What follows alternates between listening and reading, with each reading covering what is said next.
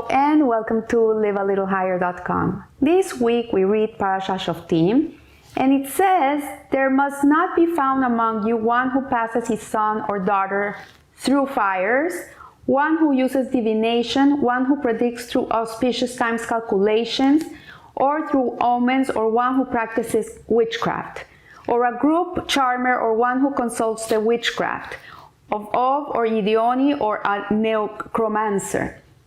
For anyone who does these things is an abomination to the Eternal, and on account of these abominations, the Eternal, your God, is driving out the nations before you." And then the Torah says something that is beautiful. It says, "You shall act tamim." You should be tamim. You should act straightforwardly. You should act wholeheartedly with Hashem, and then you will be with the Eternal, your God. So this pasuk, that we should be straightforward, that we should be wholehearted with God, many commentators say that this word tamim really means simple, to be a simple person in front of God. And so what are we? Is the Torah encouraging us to be fools? This is what it's telling us? Because for us, the word simple, a simple person, is a person that is, a simpleton. So in reality, the Torah is telling us here that one thing is to be a spiritual person. A spiritual person is a person that has a connection with his soul, is a person that is searching, is a person that wants to be connected to God or something bigger than him. And this is very much encouraged in the Torah life. Like you're free to question, maybe not always you're gonna get the answers, but we can question and we can search and we can get to know Hashem through learning Torah and doing mitzvot. But spiritualism, on the other hand, is something that is forbidden to us, and it's described as the practices of dabbling in the occult, such as trying to communicate with the dead. In ancient times, these activities were referred as sorcery or black magic. So for Jews, spirituality is accepted, and spiritualism is completely forbidden. We are not allowed to go to a palm reader or a fortune teller or anything of this. This is much discouraged from us. So it's saying here that this word tamim, wholehearted or straightforward, as the Torah translates it, it comes from the same root as the word tam, and tam means a simple. Is such that in the Passover Seder, one of the four children, one of the four sons, it's called a tam, which is the simple son, the one that is lost in life. He's so simple, he doesn't know what to ask. So it describes him as someone that is ignorant and foolish. So this is a quandary here. Like Hashem is asking us to be simple and foolish. What is he asking from us? So really, why would the Torah use a word here that conveys a lack of intelligence? Clearly, the Torah is not encouraging us to be fools. It's on the contrary. The Torah we're the people of the book, the Jewish people. We're the people of using our heads. So the accepted explanation is that the Torah does not mean simple in the sense of unintelligent or fool or a person that doesn't know anything. Really simple, it's talking about in a sense of straightforward and wholehearted, a person that is simple in his faith. And the Rebbe Shalom Dov Ber Schneerson of Lubavitch, he has a beautiful discourse called Exploring the Soul. It describes that there's Reuta Deliva, which is a simple emotion that is embedded in our essence. Intellectually, we can come to love Hashem by using our intellect and by meditating on the greatness of God and being grateful and looking at our blessings and looking at all the good things in our life and seeing the Ashkaha Pratis, the divine providence that's in the world. Intellectually, we can come to generate all this loving and desire for God. But the Rebbe here explains in this discourse that there's in the godly soul, in our essence, there is a love and a desire for God that is not something that we have to produce. It's not something that we have to generate with anything or look for it or build it up or nothing. It's just part of us. It's part of our essence, and it's there. It's like the car comes with the gadgets, comes with the windows and the air conditioning and the air condition, and you have the radio and the speakers and all these gadgets that come with a car. They're part of the car. So the same way, the godly soul has this simple love and desire for God. It's there. It's embedded in us. The problem is that when we get too attached to the material world, then this essence, this simple desire and love for God gets covered with, let's say, dust, and it cannot be revealed. So through Torah and through mitzvot and through really connecting to God and prayer and living a life in which you live according to Hashem's will and Hashem's desires, then you're able to access this simple love and simple desire for God. So what the Torah is telling us is, walk with this simpleness inside of you. You have it. It's part of you.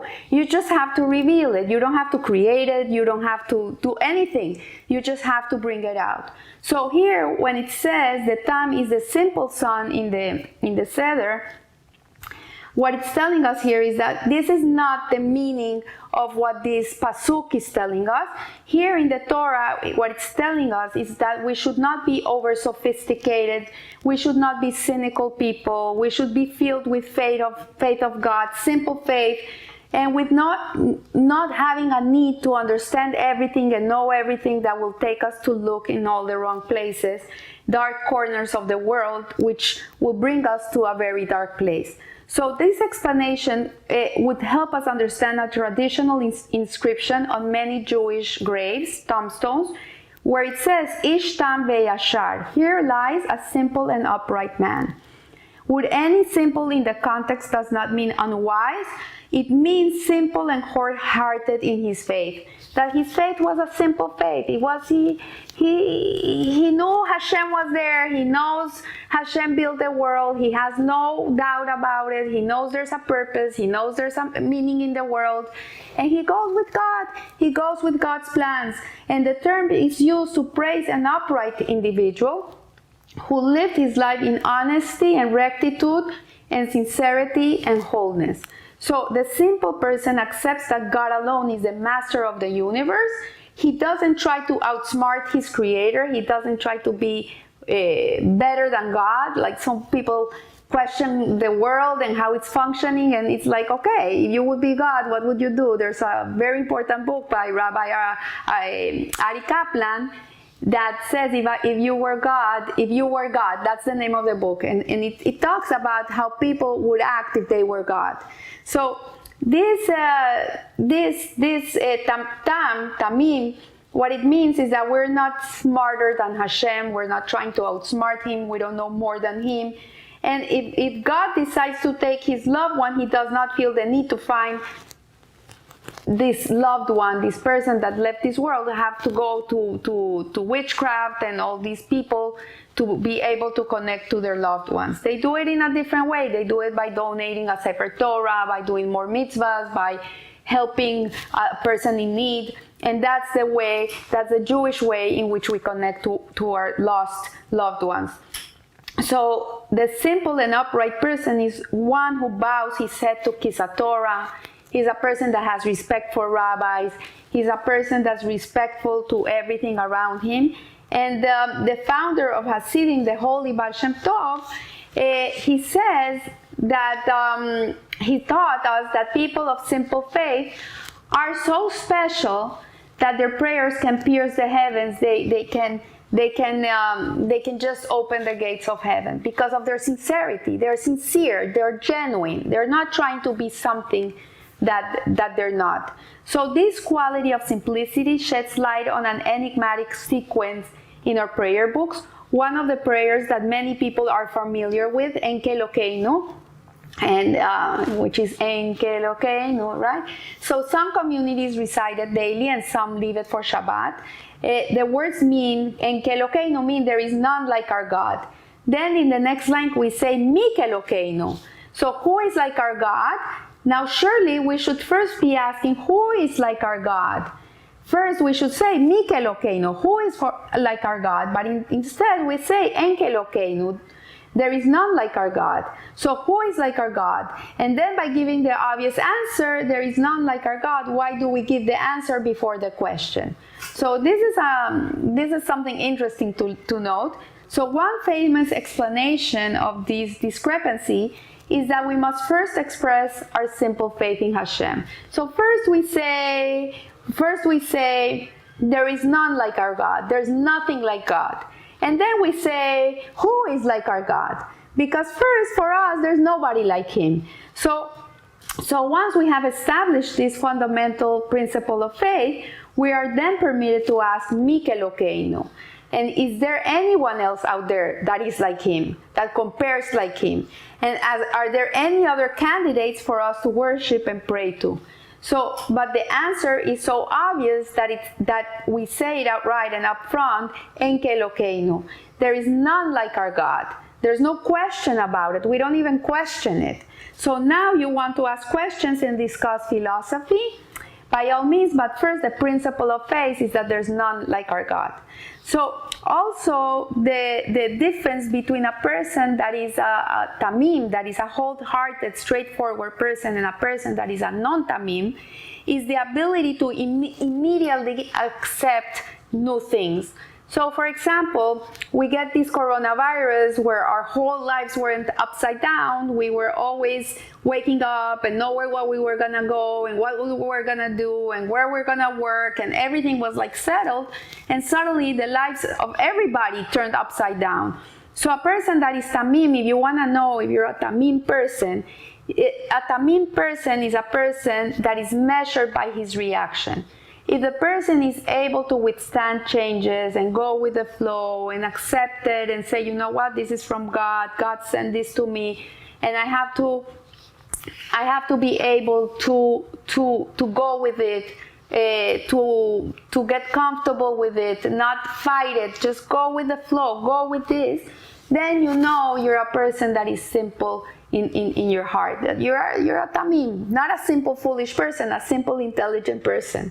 So we see here that the questions in the Passover Seder, we see that the Tam, that is one of the four sons, also asks questions. He also asks questions, and the Talmud is filled with questions and arguments, propositions and rebuttals. We're not meant to stay quiet and not question. The Jewish people are meant to question. You know, the other day I was listening to this girl that converted to Judaism. And she came from a very, very religious, frum Christian family. And she says that one of the things that turned her off was that she could never ask questions. Every time she went to the church, to the priest, and asked a question, he would go like, shh, shh, don't ask. Here we don't ask. We have simple faith. Here we don't ask.